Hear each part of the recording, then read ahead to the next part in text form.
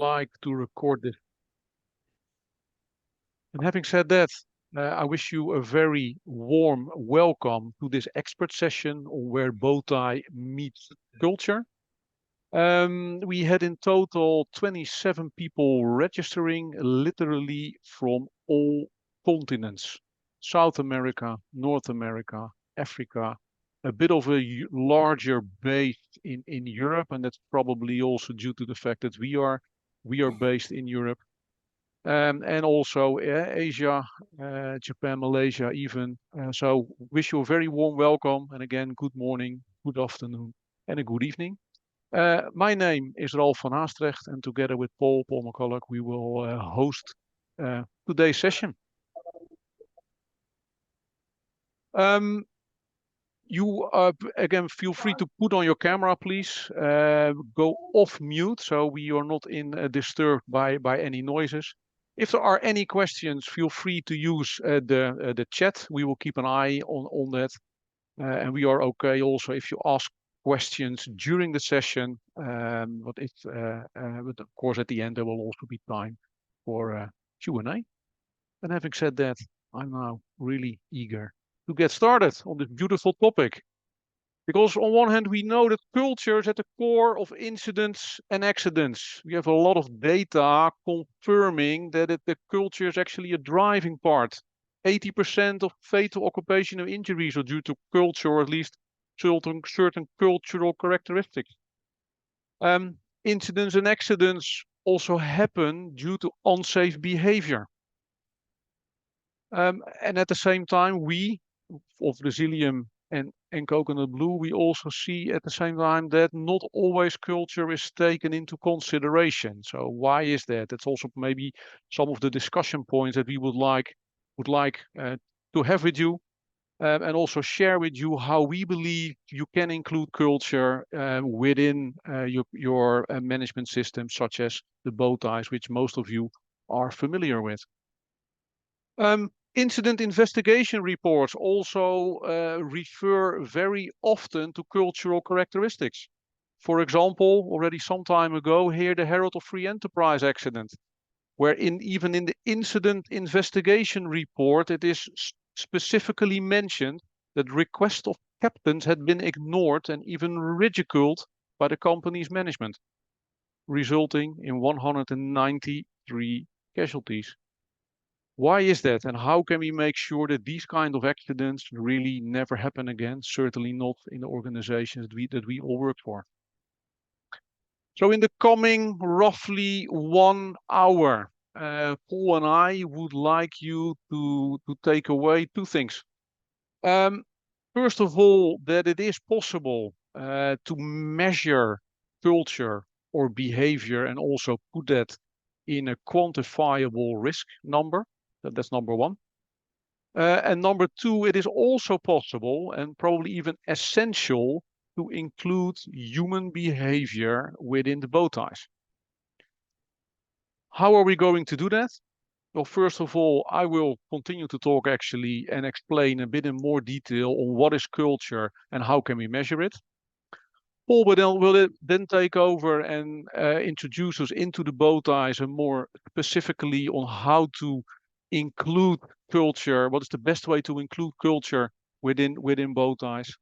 Then the two of us will wrap it up, and we combine cultures and BowTies. And of course, there will be time for Q&A in the end as well. But before we get into all the details, let's talk also a little bit about who are we. I will start. I'm Ralf van Haastregt. And if you can pronounce that even, then you are like me, you're from the Netherlands. I have a technical background. I mastered electrical engineering, but that is already a century ago. At the immediate over 20 years, I specialized myself more in project change and intercultural management, both as trainer and also as a consultant. I have lived in Japan, actually twice, once as a student and later during my professional career. I'm now married to a Japanese, so I think it is safe to say, but well, maybe not safe to say, but fair to say is that I manage intercultural conflicts every day at my kitchen table. From a cultural knowledge perspective, I'm part of the Friends of Hofstede network, and what Hofstede is all about, I will touch upon briefly later during this presentation. And some of my hobbies, I picked up tennis again after being injured for quite some time, and I still like to play an occasional chess game. Having said that, I now hand it over to Paul. Hi, I'm Paul McCulloch. I'm a chemical engineer, process engineer by trade. Specialized in process safety in about 2003, mainly because I left a plant, I went back to it, and then I realized people were doing things slightly differently, even though it was all the same crew and the same lead ops and everything. But it really sort of triggered me to think about that creeping change piece, and that led into process safety. So I've got about 10 years experience plus with barrier-based risk management or BowTies, and I'm really working in the energy, oil and gas, and now branching out into transportation. So not my specialist subject, but sort of bringing those facilitation pieces into helping them think about and visualize risk management. I love mountain biking, and I still play Halo every week. I've been doing for 22 years. Wow. We totted up the other week. 5 of us play together, 4 or 5 of us play together every week. Thursday night is Halo night. My wife does not talk to me on a Thursday night. All right, we keep it in mind as well, Paul. No Thursday night meetings then. Thank you. So over to the topic. We talk about culture. We talk about perhaps safety culture. We mentioned already. My wife Japanese on national culture. So before we dive into solutions, let us take a step back and actually look at, if we talk about culture, what is it? What is culture actually all about? So there are many different definitions. If you Google culture, you will find a great number of hits. And if I ask you, you will all have a different view on what culture is. Some have similarities, some are slightly different there. But I would like to point out at least on how we define culture. But it's also 2023. So what do you do nowadays if you ask for a definition? You ask ChatGPT. So that is actually exactly what I did. Please give me a definition of culture in one sentence. And actually the answer that came back satisfied me. So it is defined as a collective beliefs, customs, behaviors, and artifacts that characterize a particular group of people in a society or community. Beautiful, beautiful sentence. At the same time, if I ask you again tomorrow, can you please repeat this definition for me? Probably you will have forgotten it. 3 things I would like you to remember nonetheless about culture from now on after this session, and they are derived from the definition that the late Professor Dr. Geert Hofstede gave to culture as well. He's Dutch, but he is considered to be one of the founding fathers of consistently defining and measuring culture, and we are still part of his legacy actually. And he says, people, what I would like you to remember, the 3 things are: culture is learned behavior. We are not born with culture.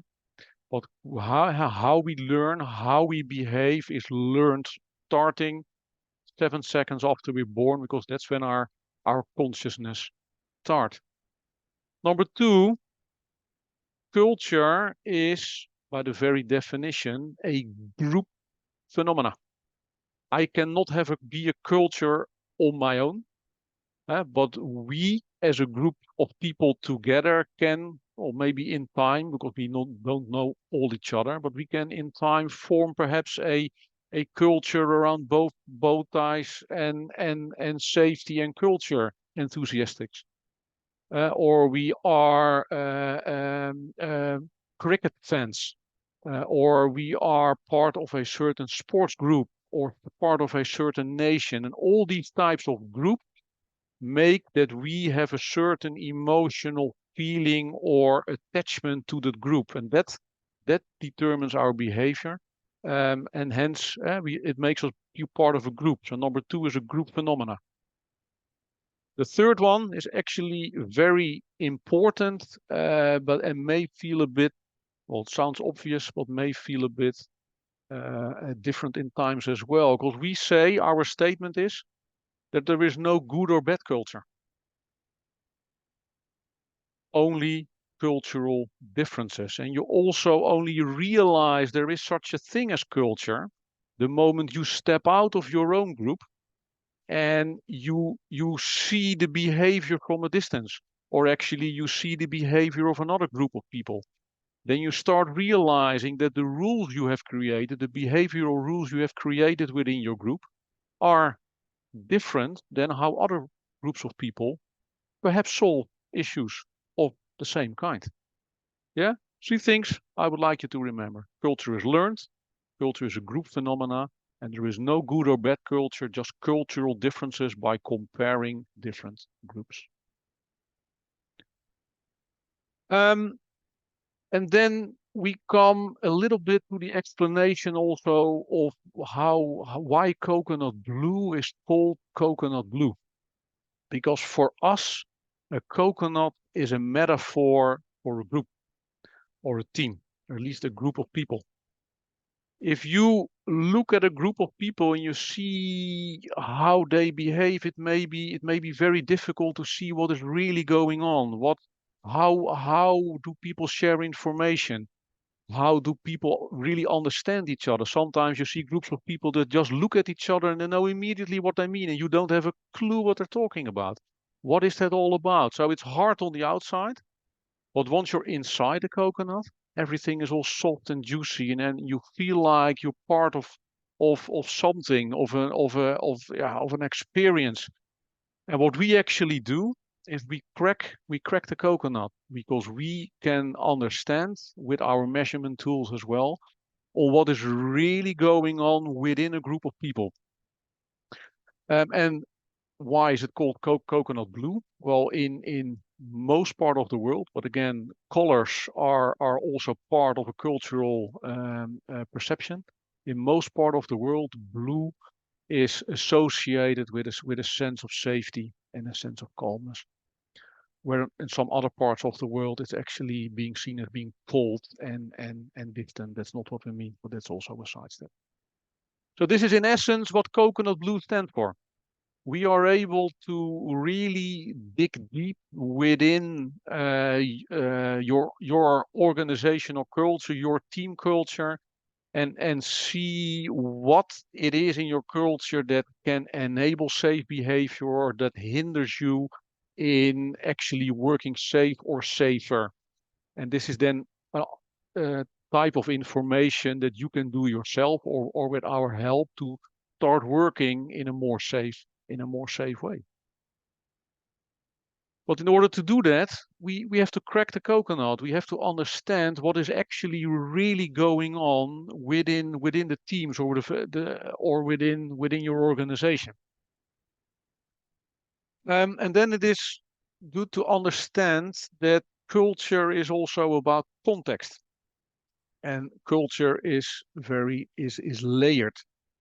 Because if I ask you to describe the culture, for example, of your organization or of the team you're working for, you will describe probably how people are dressed, and whether you like to drink a cup of coffee before every meeting, whether meetings are punctual or not, whether people really wear all the safety equipment, whether there are frequent meetings or only ad hoc meetings, or whether the leadership is very visible or not. Or in a sense, you will most probably describe in a layered way what we call the visible part of culture. What are the symbols representing your company? What are heroes or role models? What are certain rituals, or in short, what are your working practices?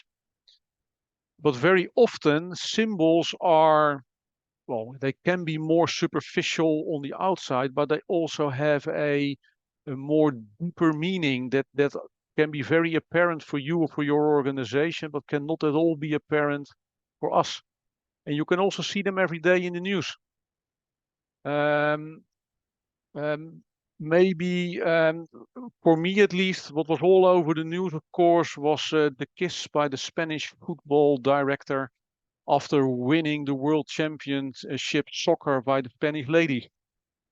Was it a kiss on the mouth? Was it an incident or not? We don't know. For me, if I just look at the images, I didn't really think it is appropriate to do so, but I don't know anything about their personal relationship. And at the same time, what came out later was that that kiss represents at a much deeper level within the society many different problems that are maybe not visible to us, but that are certainly somewhere hidden under the surface. And then it also becomes important also for yourself within your organization to look at a deeper level. What are the roots of the palm tree? What are how is it grounded? How your working practices, what are they derived of? This is the more implicit or the more invisible part of culture. Yeah, the what we call the unwritten rules of the social game, the game that you are being taught and learned already from the moment you're 7 seconds old, and you don't think about anymore. You just assume to be true, and you also assume that everybody knows them, but actually it's not always true. In short, the more visible part, the explicit part, is most often referred to as the organizational culture. The invisible part is often referred to as national culture. Most of the cultural surveys and also safe culture surveys, at least the ones that we have seen within the market, they focus only on what we call the visible part of culture, the top part. Geert Hofstede's model, that was I mentioned his name before. You may have heard of him. He became very famous for measuring the invisible part of culture. Of course, there are other kinds of culture as well, such as the professional culture, and they are kind of a subset of the both of them together. I already briefly mentioned measuring culture, because yes, culture is measurable, and it is not new. All cultural measurements already happen for more than 50 years. Of course, at that time there was no internet, no email, no online questionnaire, so the good old-fashioned pen and paper and people filling out questionnaire surveys, doing interviews with psychologists, etc. But it's not new. Now what we have established is an online questionnaire, and if I ask you to fill it out, it would roughly take you 20 minutes. But there are a couple of characteristics that make us, well, more unique than other tools that we have seen. First of all, we do not ask direct questions, because direct questions can give you a biased answer. What is going on with my answer? Do I trust the answer enough? Can I really say something that can potentially be considered bad? That is not a cultural neutral approach, although very often used in the English questionnaires that are most often out there, or at least translated from originally English questionnaires that are out there. We ask people to choose between different statements. For example, are meeting times are very punctual or not? And so there is no wrong answer. There's just a preference. And also with that, people cannot really see what we are after, so they cannot give desirable answers. And also it will not really matter if the favorite football team have won or lost the weekend before. The outcome will be more or less the same. We focus on the invisible part of culture, or the Hofstede part, our core values. We also focus on organizational culture, for which we use another model, Professor Nuije, who was actually a student once of Hofstede, and the two of them combined, we believe, give a very valuable insights into what the culture of a team is all about. We look at trust as well. How do people trust each other? How do people trust the leadership? How do people trust the outside world? And of course, cultural measurements are part within a team. It's a group. It's one coconut. You need to define the coconut. What does make sense? And last but certainly not least, I will come back to that a bit later as well. We ask certain parts of the questionnaire that people ask in twice. First, we ask people, how do you believe it is today? And secondly is, how would you like it to be? And that last part is what we call the paradise culture. And that's very useful information to understand if you really want to change the behavior of your group, because that's where you can expect, on one hand, cooperation if it moves in the direction that people want, or a lot of resistance if it goes in the other direction. Our cultural measurement is called a SCARA, a Safe Culture Analysis and Risk Assessment, and it actually translates human behavior into safety risks, but at the same time also enablers. And what does it do? It gives you a photo, a snapshot of what is the behavior of this team at this particular moment in time. And then together or for yourself, you can see what would you like to do with this snapshot. In a nutshell, we have established 5 different dimensions within our SCARA measurement. I'm starting on the top right on the team safety. So this is really about the group of people, the coconut. How are the team members behaving amongst each other? Is there a level of complacency there, or do they really believe they know it all, or are they open for new learnings? Is there a lot of stress in the team? Are people willing to learn? How is the responsiveness, for example? If something happens, if a hazard happens, do people respond, or do people first wait and see what happens? Those are elements that we can derive out of the survey. Secondly, the safety, the leadership, and with that I mean the direct leadership of the team of the coconut that we measured. Does the team feel their direct supervisor gives priority to safety? Do the team feel they are encouraged to work safer, or is the leadership entitled to certain because of the hierarchy, it's okay for them to deviate from the rules or not? Is there trust in the leadership, and is the leadership style being accepted or not? Thirdly, and I think we have not seen this back in other safe culture surveys yet, is how is the team influence of the outside world related to safety? How is the customer? Or if you have a centralized HSEQ team coming up with new rules to say how other people should behave somewhere in a different country or in a different subsidiary far away, how do people respond to that? For example, is there a lot of pressure from the customer? Do we do it now, or do we do it safe, or we work at night kind of mentality, because the deadline is the deadline? How willing is the team to cut the corners? Are people being motivated to see how their stakeholders and customers take safety into consideration? And are customers themselves also working safely? Number 4, Compliance, or the work they have. This is most of the time people focus on the compliance. There's a set of rules that people need to adhere to. Do they actually do that?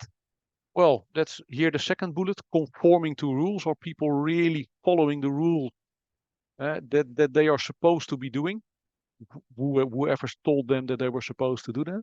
But on the other hand, it's also very useful to know, if not essential to know, is what is the emotional need for rules.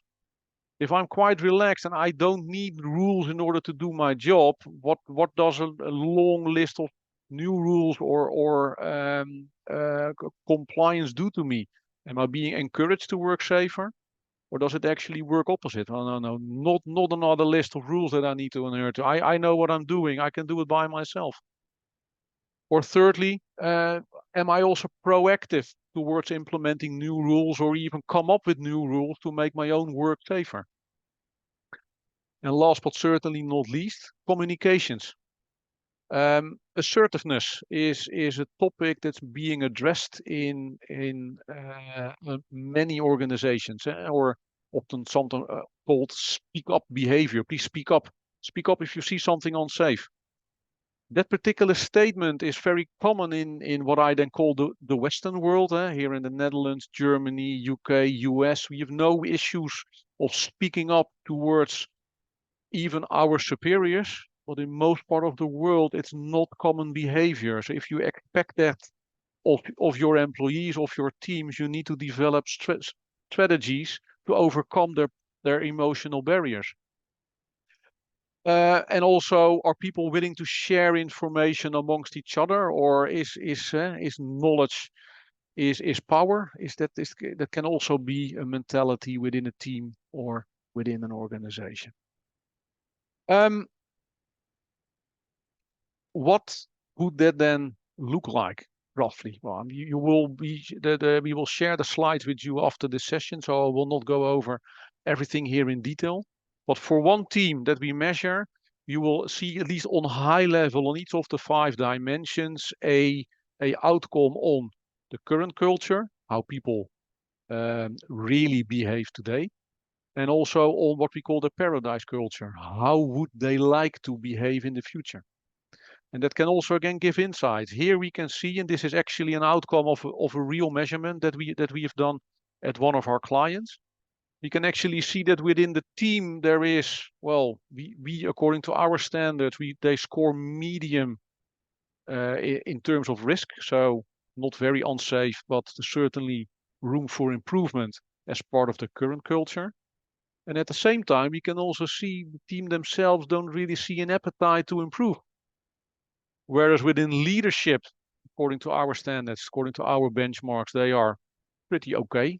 Not very safe, but okay. But there is a desire to improve as part of the leadership. So it's part of your change strategy. You can also see, or perhaps choose to start in investing in a leadership change towards the team, and later on include elements that improve the team safety. Or you can choose something different. But again, this is just a snapshot, a photo of the team. Some examples of more detailed risk. If we look within a team safety and we zoom in a little bit on responsiveness, going back to the Herald of Free Enterprise example, we would like to respond adequately to potential unsafe situations. But if I feel I'm being ridiculed by my management, I'm for an alarm that was not there, that you were missing, it may also lead, so it's a risk, it may also lead that I would not speak up anymore to other unsafe situations. Probably also within the Herald of Free Enterprise example, the team does not feel inspired by the leadership to work safe. And they may have a stronger desire to do so. Of course, we did not measure the Herald of Free Enterprise, so whatever scores that are here are just something that I came up with, just as a disclaimer. External stakeholders, is there a lot of pressure from their customers? I don't know, probably not. Probably those captains of those ships knew what they were doing and they really wanted their customers to be safe on the boat. Maybe they wanted more, I don't know. So less risk. Conforming to rules, probably yes. Captains typically, probably those they would conform to rules as well. And assertiveness, well, yes, they spoke up. They wanted their alarms included, but they didn't get them. But probably from an assertiveness level, their risk would be, well, less than other risks if he would have taken the snapshots of the captains within the Herald of Free Enterprise, or at least rather. Some examples of cultures. I spoke a lot about culture. I would now like to hand it over to Paul, who will take us into Resilium and the BowTies. Paul. Thank you. So let's start with sides of risk management. So we've got this formal side that we're very used to. We've got formal risk assessment processes. We do some quantification. We have risk profiles. We have risk lists that we run through our business that we do something with. We have other formal processes going on, procedures, project planning, all those formal pieces. And they tend to be underpinned by this informal stuff that's going on, our culture, psychological safety, this resilience piece. But how do we start to reflect that informal piece into our formal sort of processes? So we start to think about the effect, and are we going to get, is our culture the right culture for us? To picking up on what Ralf said, there's no good or bad culture, but it comes to, is it the culture we need to drive whatever we want to do? And my keyboard does work, yeah. So let's think about a bow tie. So a formal process, trying to do a risk assessment, and we want to focus on some things. So a quickly look at what is a bow tie. So a bow tie starts with this word called hazard. So the black and yellow box is the hazard we're trying to manage.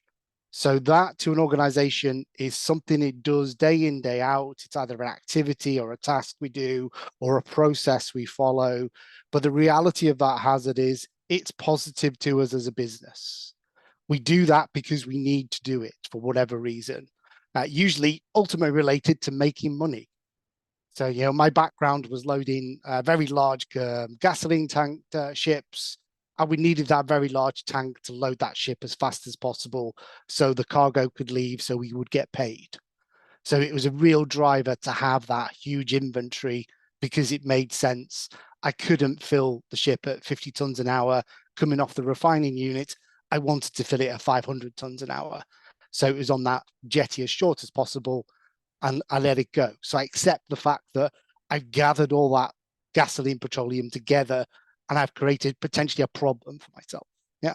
So hazards have the potential to cause harm, but most of our hazards are all positive to us. We look to use them. Yeah.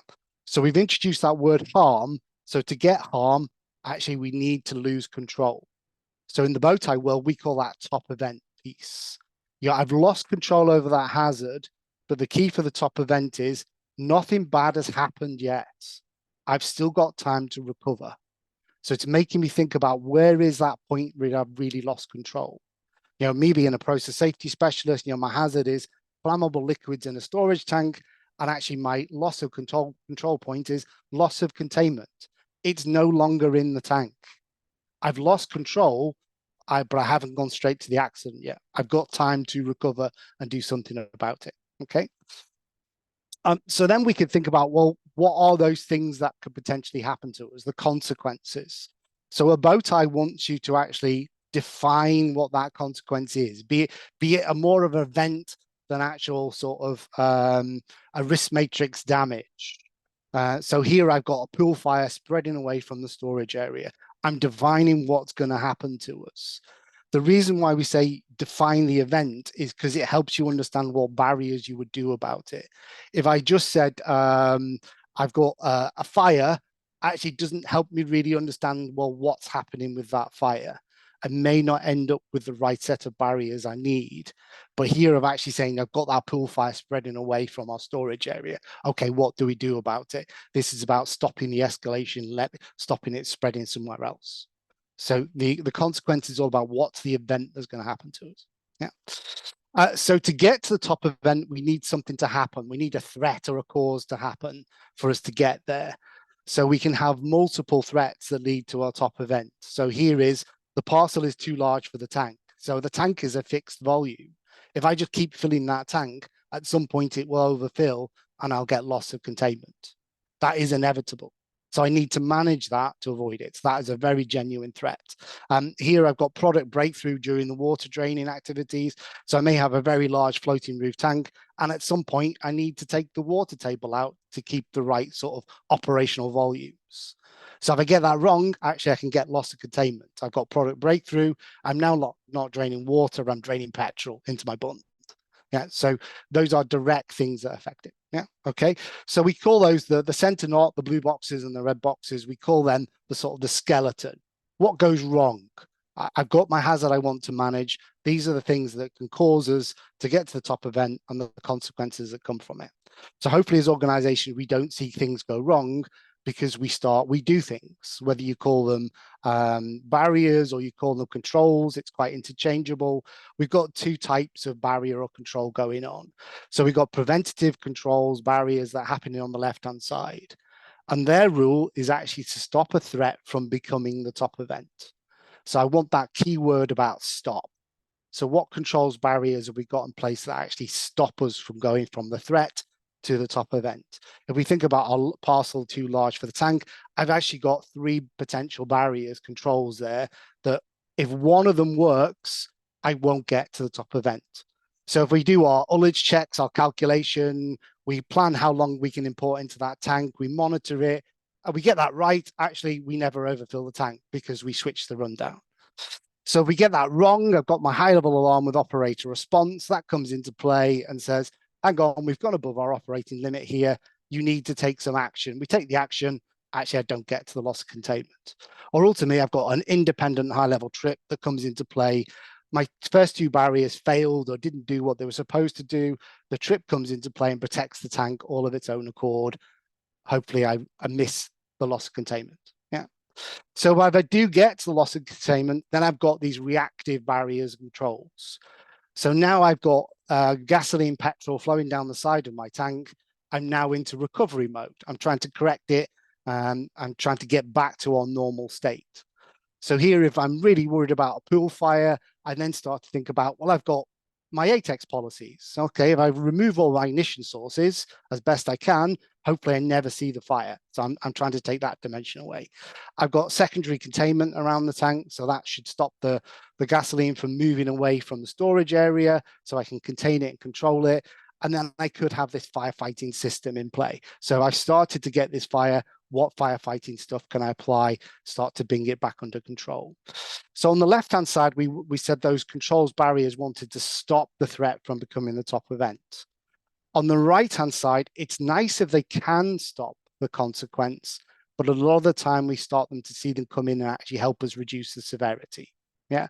So we think about the firefighting system. I need a fire first to apply it, really. So, you know, it helps me reduce its severity, doesn't necessarily stop the fire from being in the first place. I needed an ignition source. Yeah. But my secondary containment is actually trying to stop that consequence. It's trying to stop it from going away from the storage area. Okay. So 2 subtly different pieces around controls and barriers, depending where it lives, left and right hand side. So then we can think about, okay, are all my barriers these solid walls, or are they like reasons Swiss cheese? Generally, they're a bit like Swiss cheese. They're full of holes, and I probably need to understand what those holes are to start to get into the fact that will that barrier work for me? So if we think about our high-level alarm with operator response here, the biggest hole is the alarm fails to operate. It doesn't go off, so the operating team doesn't know it needs to respond. So then we can have degradation controls around that. How do we keep that hole as small as possible? Well, actually, we do regular maintenance and testing on that alarm to demonstrate that it's there, that it works. Yeah. I've got this little piece up here. You can see on my firefighting system, it's like a little 3 images. And this is a really important rule to think about with barriers. So here I've actually got that that firefighting system expanded into its 3 elements. And there are 3 elements to it. There's fire detection, how I detected a fire. I've then got some emergency response, some decision making to take, and then I can actually start my firefighting suppression system. Each one of those on their own are not really a barrier. They rely on each other to be delivered. So the tool we favor, we can actually take those really important 3 elements and collapse it and show the whole system, because there is only one barrier in play here. If we don't detect the fire, then there's nobody there. Nobody knows they need to make a decision, and the fire extinguishers definitely don't grow legs and go and fight the fire for us. So one of the key things about building bow ties is to be really honest with yourself about, is this really a barrier, or am I just putting pieces of a barrier onto my picture? And the tool does allow you to put those pieces in and sort of collapse it down and show the true barrier. But it's a common failure with bow ties. We have more barriers than we actually have, and gives us quite a sort of artificial picture about, oh, it looks very good, or really got a lot of management going on here, but not necessarily, because what we've done is sliced up barriers and give us a false sense of security. Yeah. So that's a quick sort of intro to bow tie. It's a very simple process.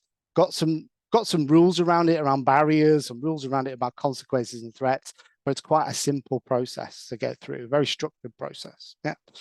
So this gives us a foundation to go on and think about, oh, I can start to add data to these things. So, you know, the lines on the stalks here are all colored about how effective we think that barrier is. I can start to detail, well, what does that barrier do for us? What type is it? It's active human. Then that relates to our operating procedures. So I can start to stitch my sort of formal world into these barriers and start to understand, well, what processes, what management systems do I really rely on to deliver these barriers? Yeah. So I can add quite a lot of detail to it. So how do we do this culture piece? So, you know, we've got a bow tie, we've got a picture of what we're trying to manage. How do I start to stitch culture into it and start to look at it? Well, one thing that we used to see sort of about 10 years ago was this bad practice around, well, I'll just put poor safety culture as a threat. It doesn't really relate to loss of containment. Just because I've got a poor safety culture doesn't necessarily mean I'll see a loss of containment on that big petrol storage tank. We may be actually really good at managing it. We may have a sort of refocused culture about managing that. Yeah. So threats have got to not be ambiguous. So just saying poor safety culture doesn't really work on a bow tie. We used to see it quite a lot. We don't see it as much now. We see people focus much more about being specific. You know, what are the threats that lead to that loss of containment? It's product breakthrough, the parcel's too large, I could go into internal corrosion, so we get leaks from our tanks. Yeah. So just saying poor culture doesn't work at a threat level. If we say, okay, we'll add a control called good, let's have some good safety culture. Again, that doesn't really relate. So I've got my parcel too large for the tank, I'm going to lead to loss of containment.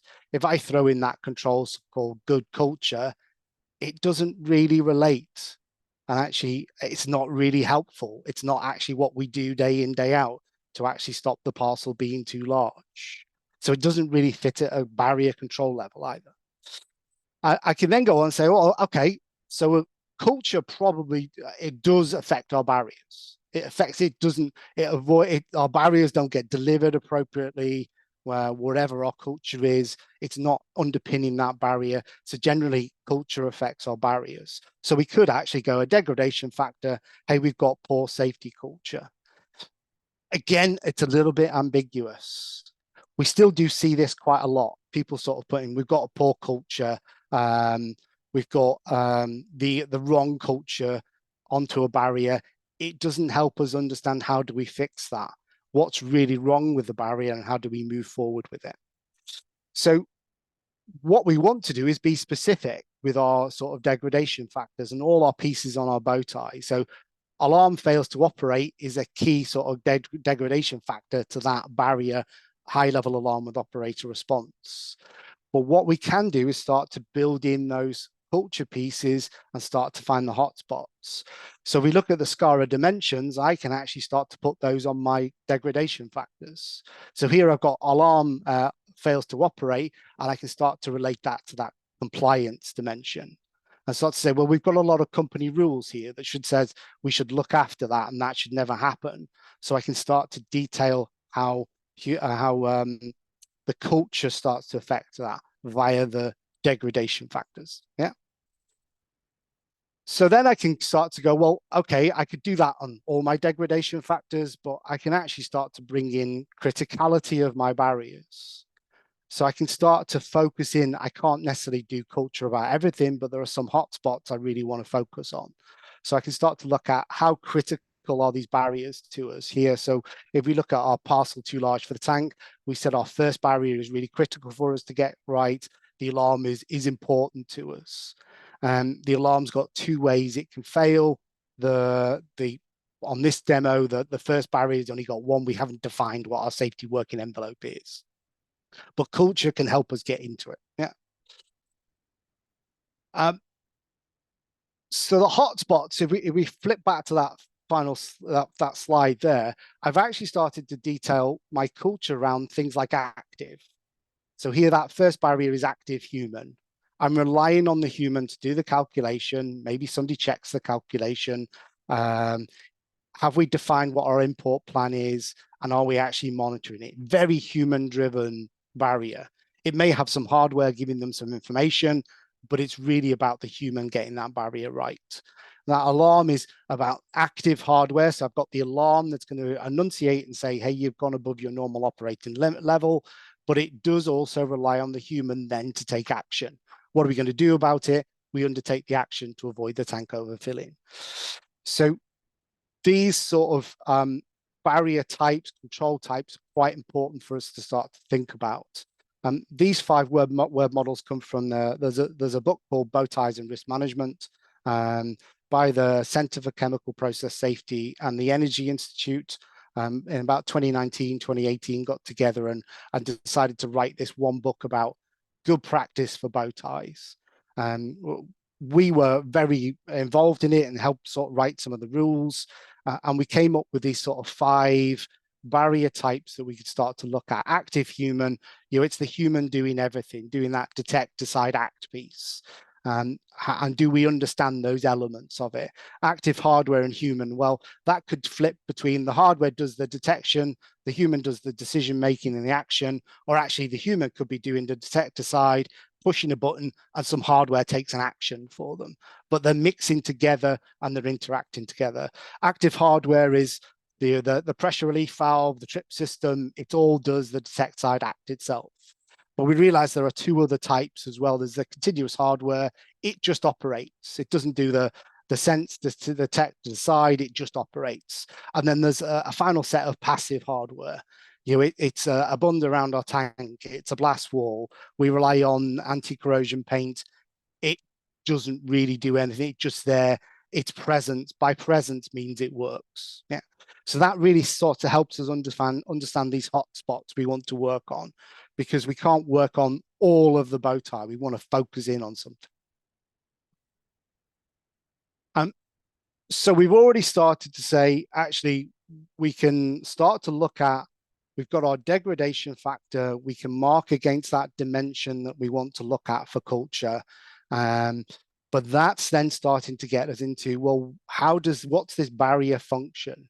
It has a technical element to it. It has an organizational element, and it has an operational element to it.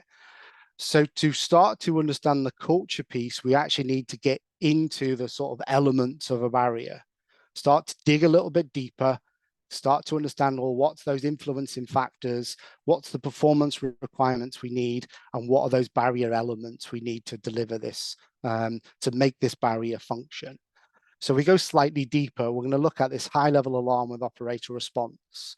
So we've got a technical, an organizational, and operational. So the technical is the alarm hardware, condition, and health.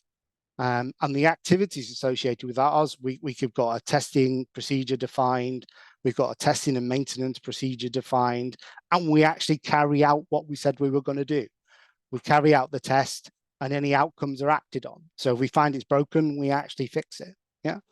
Organizational, where we got maybe 2 sort of requirements here. We've got the provision for inspection. So does the organization underpin that technical piece? Do we do the right work planning? Have we got an inventory? Are we testing all our alarms appropriately? And then a more sort of direct piece around is the alarm easily identified on our human machine interface, on our DCS, whatever you want to call it? Are the alarms correctly prioritized? Is the design right for us? And actually, do we control alarm suppression?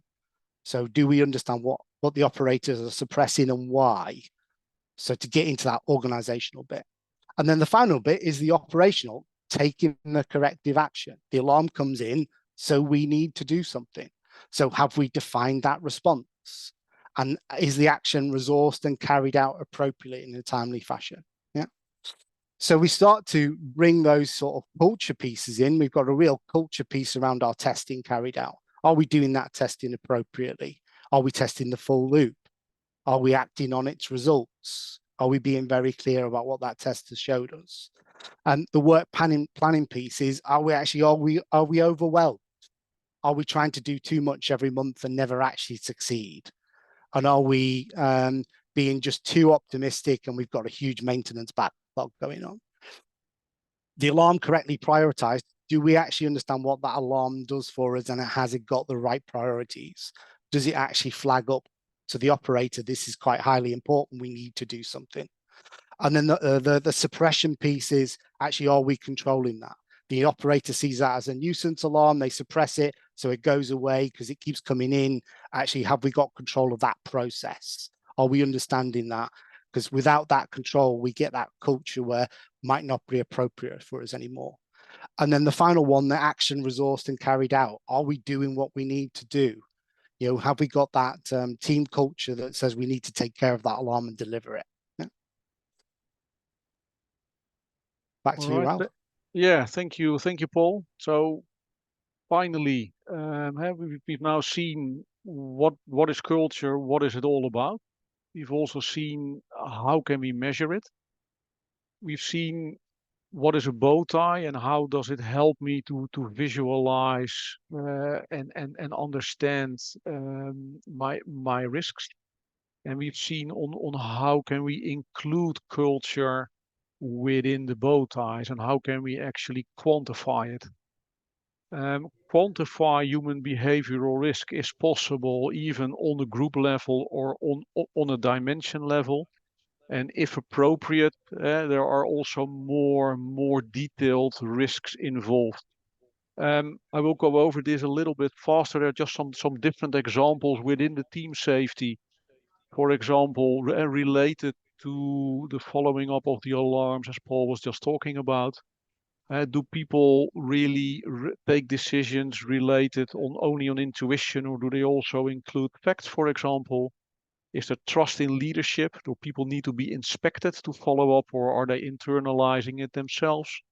Customer pressure, how people following it up? Is there an inherent need for rules, or does it have to be very detailed, or not at all? And there's actually a deeper core value related to that. Some cultures really need a very detailed working instructions to feel comfortable with the work that they're doing. And if I would give them high level procedures, people would feel very uncomfortable. And it's also the other way around. There are certain cultures that if you give them a very long list with instructions, I'm like, guys, what's going on here? Don't bother me with these details. And I think it's up to you to find the right balance. And of course, last but certainly not least here, at least in this example, are they clear, and is the understanding and insights appropriate? Some examples, we have about 50 detailed risk related and scattered around the 5 SCADA dimensions. That brings me to the conclusion. So I believe, hopefully, you also think so, we have demonstrated that it is possible to include cultural and behavioral risks within bow ties. Culture can be measured even on a team-by-team basis, but keep it as topical as possible. Right? Don't go over the safety culture is not good, but really zoom into what is specific about the culture that is applicable for the barrier, for the threat, or for the risk that you have identified within your BowTie. And then, of course, last but certainly not least, understanding a cultural risk is a very good start. Doing something with it, either maintaining it or improving it further, is better. Is not easy, but also not impossible. And then with 2 minutes actually only left on the clock, we talked a lot, Paul, but it was fun to do, I think. We've come to the end of our presentation, and we would like to open it up for questions. Feel free to come off mute. Maybe I even stop sharing at the moment. Oh. Any questions?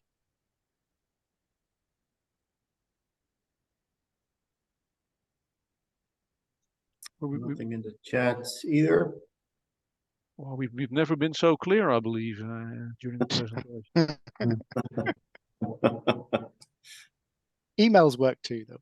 Emails work, yeah. So, well, if there are no questions, at least at this moment. Oh, sorry, Morten. I see you see your raised finger.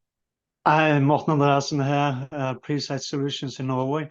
I don't have any question. That's why I held my breath. But I would compliment. I really appreciate what you presented. That is really interesting, and maybe we will get back in touch because we are working in quite related areas with our solutions. So success. Thank you. Thank you very much. Thank you. All right. Well, if there are no further questions, at least at this moment, we are only an email and a phone call away. We will follow up with you, of course, with the slides and also with the recording of this session. And then, well, I think nothing. And Paul, any last wise words from you? From a BowTie point of view, being specific is your friend.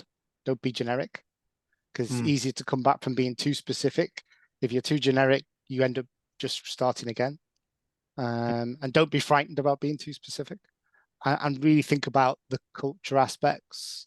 I think this sort of the work we've done with Coconut Blue has sort of started to open my eyes about, yeah, we can put culture in there, and we can be very focused about its effect on managing our hazards.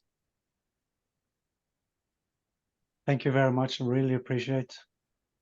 Thank you all for joining. Yeah, thanks, guys. Have a great rest of the day. Very good presentation. Yes.